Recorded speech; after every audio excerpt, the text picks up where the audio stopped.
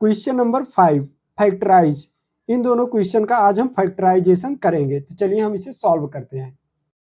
इस वाले क्वेश्चन को सॉल्व करने के लिए हम ये वाले फार्मूले का यूज करेंगे, क्योंकि ये वाला जो हमारा क्वेश्चन है इसी फार्मूले का रूप है। ठीक है, तो चलिए सबसे पहले हम 4x स्क्वायर को क्या कर लेंगे, हम ए स्क्वायर के रूप में बना लेंगे, और 9y को इसको भी बी स्क्वायर, इसको भी सी स्क्वायर, पूरे क्वेश्चन को हम इसी टाइप का बना लेंगे। फिर हम इसमें कन्वर्ट कर देंगे ए प्लस बी प्लस सी के होल स्क्वायर के रूप में अपने क्वेश्चन को, तो हमारा फैक्टराइज वहां से हो जाएगा। तो चलिए हम यहाँ पे फटाक से कर लेते हैं। हम इसको 2x स्क्वायर लिख देंगे, 2x का होल स्क्वायर, ए स्क्वायर के रूप का बन गया ये। अब इसे बी स्क्वायर के रूप का बनाना था, हम क्या करेंगे 3y का होल स्क्वायर लिख देंगे, और इसे सी स्क्वायर का बनाना है 16z स्क्वायर को, तो हम क्या करेंगे -4z का होल स्क्वायर कर देंगे। क्यों हमने यहाँ पे -4z का होल स्क्वायर किया, क्योंकि ये माइनस अगर नहीं रहेगा तो यहाँ पे माइनस नहीं आएगा हमारा, क्योंकि लास्ट वाला हमारा टर्म जो है यहाँ पे मल्टीप्लाई होकर माइनस यहाँ पे 2 आना चाहिए, इसीलिए हमने यहाँ पे माइनस कर दिया। आपको समझ में आ गया होगा। और अगर जब हम इसका ब्रेकेट हटाएंगे तो ये इवन इसकी पावर है, तो ये प्लस में ही आएगा 16z स्क्वायर, जो कि इसी के बराबर होंगे। ठीक है, आपको समझ में आ गया होगा। चलिए आगे वाला हम स्टेप कंटिन्यू करते हैं। 2ab है तो हमारा यहाँ पे 2 लिखेंगे। ए हमारा क्या है बच्चों 2x है, तो 2x यहाँ पे हम लिख देंगे। और b क्या है हमारा 2, उसके आगे b है, तो b हमारा 3y है, तो हम यहाँ पे 3y लिख देंगे।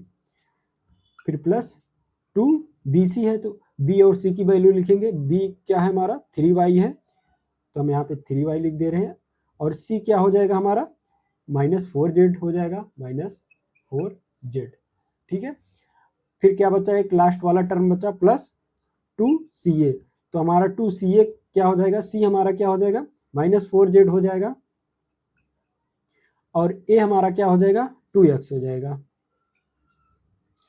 यहाँ पे a की वैल्यू यहाँ पे a 2x को है, यहाँ पे 3yb है, और -4zc है।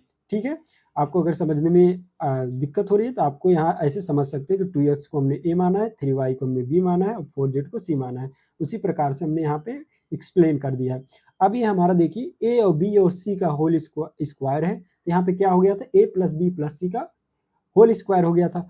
उसी प्रकार से यहाँ पे 2x और 3y और -4z है, तो यहाँ पे भी हम क्या लिख देंगे 2x प्लस 3y -4z का होल स्क्वायर।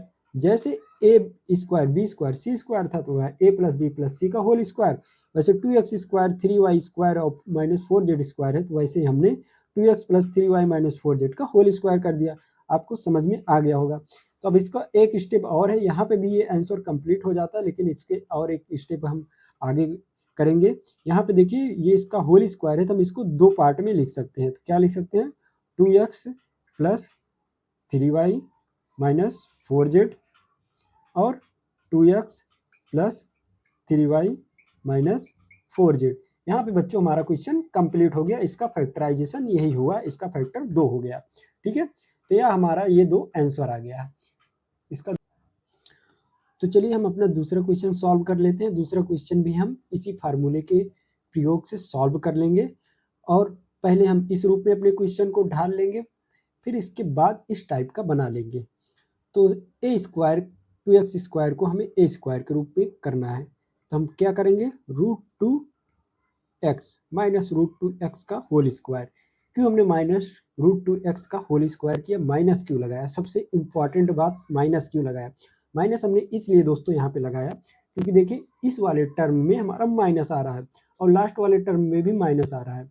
तो आप ऑब्जर्व करेंगे पहले वाले टर्म में देखिए जो फार्मूला होता है हमारा ए होता है, पहले वाले टर्म में होता है ए, और लास्ट वाले टर्म में होता है ए।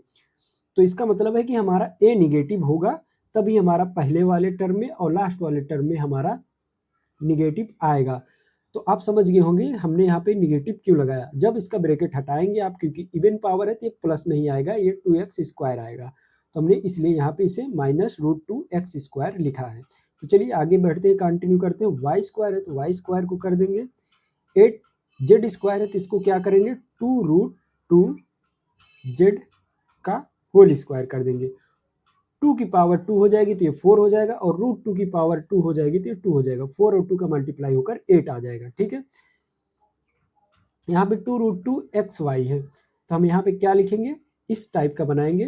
तो प्लस 2a है तो a की जगह क्या लिखेंगे, -2 -√2√x, तो -√2x a की जगह पे लिख दिए। b की जगह पे क्या है, y है, तो y हमने लिख दिया। और 2 bc है तो b और c लिख देंगे। b हमारा क्या है, y है, तो हम y लिख दिए। और c क्या है हमारा, ये है 2√2z, तो हम यहाँ पे लिख देंगे 2√2z। ठीक है दोस्तों, यहाँ पे हम लिख दे रहे हैं आपको समझने के लिए। यहाँ पे a मान लेते हैं, b मान लेते हैं y, और ये c। उसी प्रकार से हम एक्सप्लेन कर रहे हैं इस फार्मूले के हिसाब से। ठीक है, चलिए हमारा ये वाला लास्ट वाला टर्म बचा है, तो 2ca। c हमारा क्या है, ये है। देखिए हमने यहाँ पे c इसलिए आपको लिख दिया है ताकि आपको समझने में आसानी हो। 2√2z एक ब्रैकेट में, और a क्या है, -2√x। ठीक है, बस अब हमारा क्वेश्चन कंप्लीट हो गया है। बस इसका हमें अब इस रूप में लिख देना है, इस टाइप में लिख दें, a + b + c के होल स्क्वायर के रूप में। ये हमारा पूरा एक्सप्लेन जो हुआ है इसको होल स्क्वायर के रूप में लिखना है। तो होल स्क्वायर के रूप में लिखने के लिए देखिए, यहाँ पे a square b square c square है, तो यहाँ पे a + b + c का होल स्क्वायर। यहाँ पे भी ऐसे -√2x का होल स्क्वायर है, y स्क्वायर का होल स्क्वायर, 2√2z का होल स्क्वायर है। तो ये हम क्या लिखेंगे यहाँ पे, 2x + y + 2√2z का होल स्क्वायर। जो इसके ब्रैकेट के अंदर है वही हमने इसका होल स्क्वायर कर दिया। यहाँ पे भी जैसे ये था ABC, तो यहाँ ABC का होल स्क्वायर कर दिया।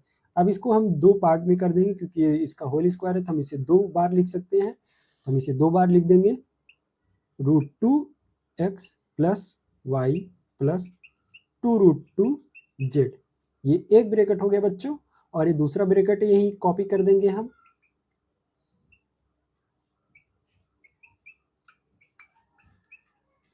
ये हमारा हुआ आंसर कंप्लीट। इसका फैक्टर ये 2 निकल के आ गए आपके सामने। तो ये हमारे आज के प्रश्न, पहला 5वां प्रश्न कंप्लीट हो गया।